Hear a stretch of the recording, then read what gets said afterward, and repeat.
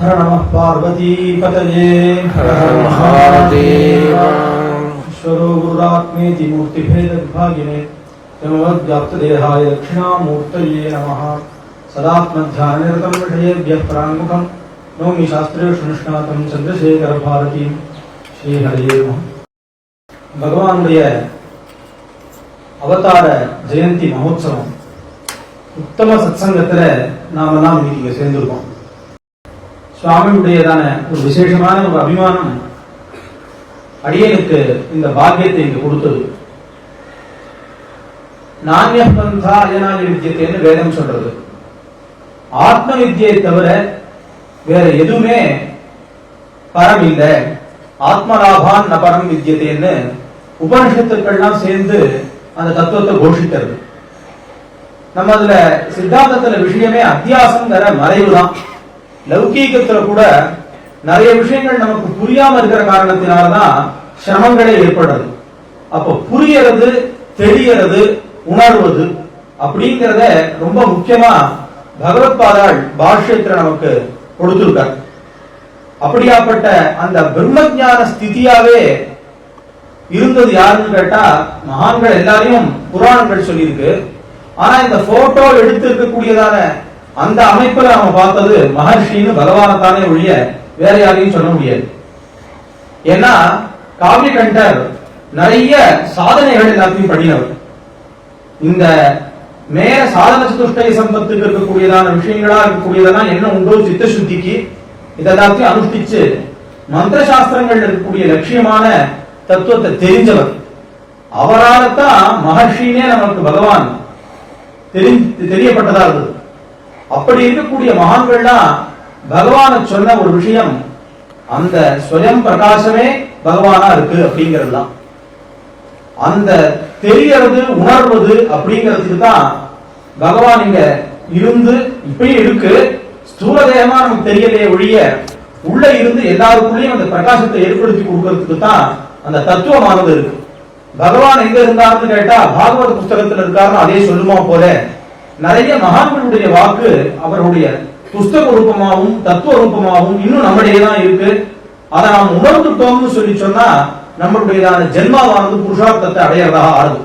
நம்ம சித்தாந்த பிரகாரம் இன்னொரு லோகங்களுக்கு போய் அடைவதுங்கிறத முக்தியா சொல்லல. இருக்கும் போது இங்க இருந்து இதேதான் முக்தி. நாமோ எப்பவும் முக்த ஸ்வரூபம்.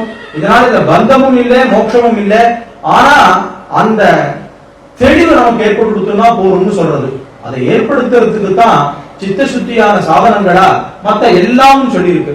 அதுல ரொம்ப முக்கியம் சத்சங்கமானது. எல்லாரும் சேர்ந்து ஒரு அமைப்போட ஒரு பிரார்த்தனையும் ஒரு எண்ணத்தினுடையதான ஒரு வலிமையும் அங்க ஏற்படுற காரணத்தினால கூட்டு பிரார்த்தனையானது வேதமே ரொம்ப விசேஷமா சொல்றது. சங்கம் ரொம்ப அவசியம் கலியுகத்துல அப்படின்னு கொண்டு போய் சொல்லப்பட்ட காரணத்தினால இன்னைக்கு ஒரு சத்சங்கமானது, அதுவும் பகவான் எப்பவும் சதோதீதான்னு சொல்லுமா போல அவதாரமும் இல்ல, மறைவும் இல்லை.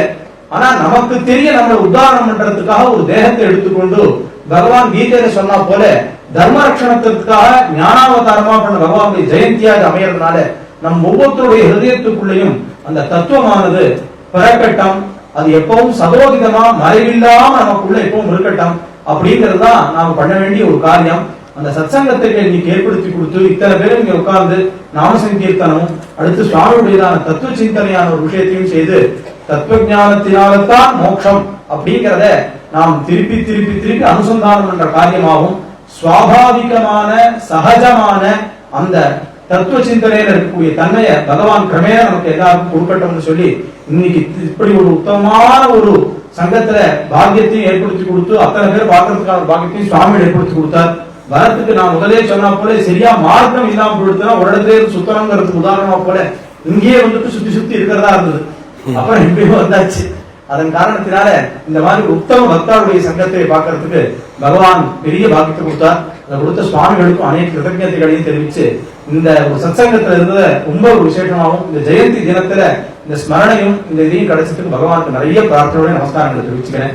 மேல இருக்கிற காரியங்கள் இருக்கிறதுக்கு சமயம் இல்லை. ஆனாலும் மனசும் சுவாமியுடையதான அந்த தத்துவ சிந்தனையுடைய விஷயம் இன்னைக்கு எத்தனையோ பேரை வாஸ்தவமான தத்துவத்தில் நிற்க வைக்கிறதுக்கு ஒரு பெரிய உபாயமா இருக்கு. சூத்திர பாஷ்யங்கள் என்ன, உபனிஷத்துகள் என்ன, பாகவத்துடைய ஹிருதயம் என்ன, இதை எல்லாத்தையும் சொல்லி அத்வைதம் தான் வாஸ்தவமான சித்தாந்தம், அதுதான் மோட்சத்துக்கான விஷயம்னு பகவத்பாதருடைய விஷயத்தை திருப்பி திருப்பி எல்லாருடைய ஹிருதயத்துக்குள்ளேயும் தீபம் போல பிரகாசப்படுத்துவதா இருக்கு. தீபத்திலேருந்து வர்றது தீபம், அதற்கு எந்த வித்தியாசமும் இல்லைன்னு சொல்லி இருக்கு. வெள்ளியா இருக்கலாம், தங்கமா இருக்கலாம், அகலா இருக்கலாம், தீபம் தீபம் தான். அந்த மாதிரி தத்துவ தீபமானது எப்பவும் நமக்குள்ள பிரகாசிக்கட்டும் பகவான் பிரார்த்திக்கிறேன். ஹர நம பார்வதி பதயே ஹர மகாதேவா. ஹர நம பார்வதி பதயே. சுவாமிகள் இங்க வந்து நம்ம 4 மணிக்கு சுவாமிகள் வந்து சத்சங்க ஆரம்பிக்கணும்னு பார்த்தோம். கரெக்டா பிளான் பண்ணியிருந்தோம். ஆனா நம்ம பிளான் பண்ற மாதிரி இல்லையே விஷயங்கள். அதனால சுவாமிகளுக்கும் இப்போ ஓயா மடத்துல பிரவச்சனம் இருக்கு. இல்லாட்டா இங்க சாவகாசமா இருந்திருக்கலாம். இது நமக்கு இப்ப சுவாமிகள் இங்க வந்து அந்த ஒரு 5-10 நிமிஷத்துக்குள்ள சாரமா இருக்கிற அத்வைத விஷயத்த எடுத்து சொல்லியிருக்கா. அவ பால்யத்திலேருந்து அத்தியாத்மத்தில் இருந்தவா. அவளை ரொம்ப பால்யத்திலேயே நான் பார்த்திருக்கேன், ரொம்ப சின்ன வயசுலயே பார்த்திருக்கேன், தூரக்கேன்னு பார்த்திருக்கேன். அப்புறம் கொஞ்சம் வருஷம் முன்னாடி நெரூர்ல சதாசிவ பிரம்மேந்திரால் அதிஷ்டானத்துல பார்த்தது. அப்புறம் சுவாமிகளை எல்லாரும் நிறைய பேர் பார்த்துட்டு வருவாள்லாம் சொல்றது அப்படி தெரியும். இப்போ இந்த மாதிரி ஒரு சந்தர்ப்பம், இனி இது மாதிரி நிறைய சந்தர்ப்பம் வரும். சுவாமிகள் இங்க வந்து அதுவும் பகவானோட ஜெயந்தி நாளைக்கு அவ இங்க வந்து பகவான ஸ்மரண பண்ணி பகவானோட உபதேசத்தோட சாரத்தை எசன்ஸ் எடுத்து சொல்லி ஒரு மங்களமான ஆரம்பம். நாளையிலேருந்து நமக்கு அக்ஷரமண மாலை ஆரம்பமாக போறது. இது ரொம்ப மங்களமான ஒரு ஆரம்பம். இப்ப சுவாமிகளை வழி அனுப்பிவிட்டு அப்புறம் நம்ம ஆரம்பிச்சுடுவோம். அது வரை பாடலாம். சமர்ப்பணம் சுவாமிகளுக்கு மரியாதை பண்ணிடுவோம். பிரகிருதிலீனஸ்ய ஈஸ்வரஸ்ய மகேஸ்வரः குரவே சர்வலோகானாம் விஷஜே பவரோகி